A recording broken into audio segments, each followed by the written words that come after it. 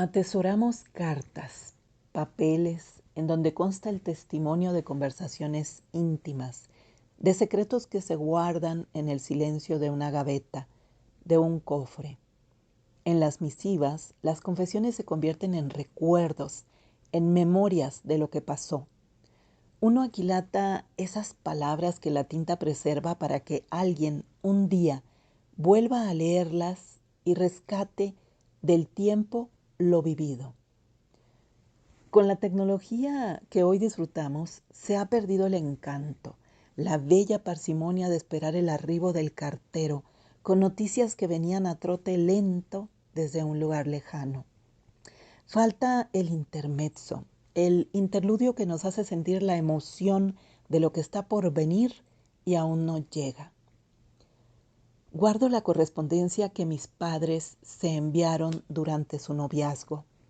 La historia de ellos es curiosa porque se casaron a los 8 días de conocerse. Mi madre, que por entonces tenía 18 años y había ido al mar de vacaciones, solo por una semana por invitación de una amiga, estaba por celebrar su boda en la ciudad en la que por entonces vivía, a muchos kilómetros de ahí, con un cantante de la época, a fines de la década de los 50. Mi padre vivía en ese puerto a donde mi madre fue con su amiga. Él la vio aquella mañana recostada en la arena, atractiva como la reina de corazones, espléndida como una ostra con su mística perla, y se enamoró. El flechazo fue mutuo. Antes de que mi madre volviera a su hogar, se casaron en una sencilla e improvisada ceremonia civil.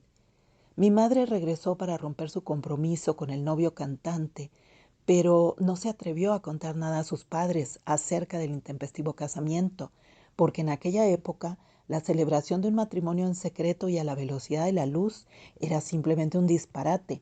Así que mis padres permanecieron un año solteros en apariencia, mientras poco a poco él fue acercándose, presentándose como pretendiente ante la familia, luego volviéndose el novio, pidiendo después la mano de mi madre y finalmente casándose por la iglesia en mayo de 1960.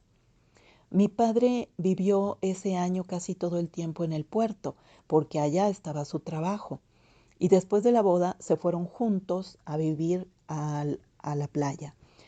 Te he contado todo esto porque te hablaba yo de las cartas, precisamente. Pues en ese tiempo en el que mis padres estuvieron casados sin vivir juntos, se enviaron muchas cartas, se escribieron con frecuencia y quizá pudieran parecer cursis esos folios si no nos damos cuenta de que en realidad son una crónica de la espera hacia la consolidación del amor. Mi padre le hablaba de usted a mi madre en esas cartas y le decía frases como: la amo tanto que no encuentro forma de expresárselo. ¿Cómo le explico esa sensación que me embarga al estar sin usted? Cada palabra suya me da fuerza para llenar la ausencia y esperar a que por fin estemos juntos para siempre.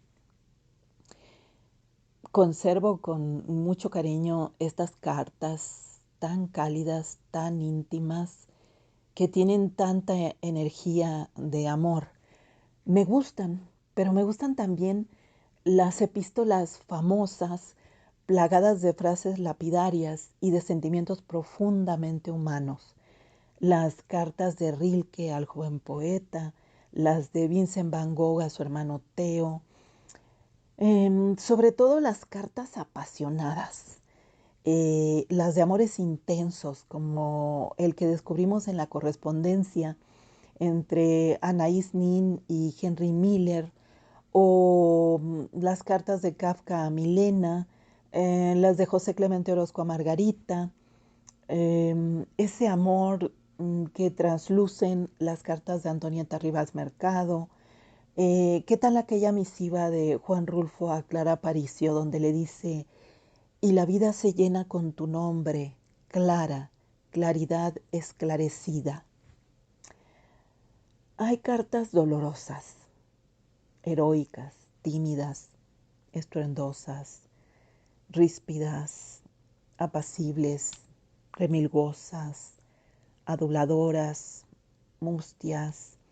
Las hay también divertidas. Lo que más amo de una carta es la naturalidad, el abrir el dique de las emociones para dejarlas salir sin disfraces. Frida le escribe a Diego: Señor mío, don Diego, tú piensas que me encabroné por lo de Cristina, pero hoy he de confesarte que no fue por ella, fue por ti y por mí. Primero por mí, porque nunca he podido entender qué buscabas, qué buscas, qué te dan y qué te dieron ellas que yo no te di. ¿Por qué no nos hagamos pendejos, Diego? Yo todo lo humanamente posible te lo di y lo sabemos. Ahora bien, ¿cómo carajos le haces para conquistar a tanta mujer si estás tan feo, hijo de la chingada? Una carta es un asombro que sale a la luz al abrir el sobre. Es un parteaguas, porque después de leída nada será como antes. Una carta revive o mata, nutre o quema, pero es al fin una saeta y un ave con 100,000 alas. Los hábitos se transforman o se pierden con el tiempo, es natural. Hay que guardar en el cajón lo que fue y ya no será. Pero de vez en cuando, bien vale la pena abrir la gaveta de las nostalgias nuevamente y rememorar con esas cartas que a veces en sí mismas son ya soles que regeneran el alma.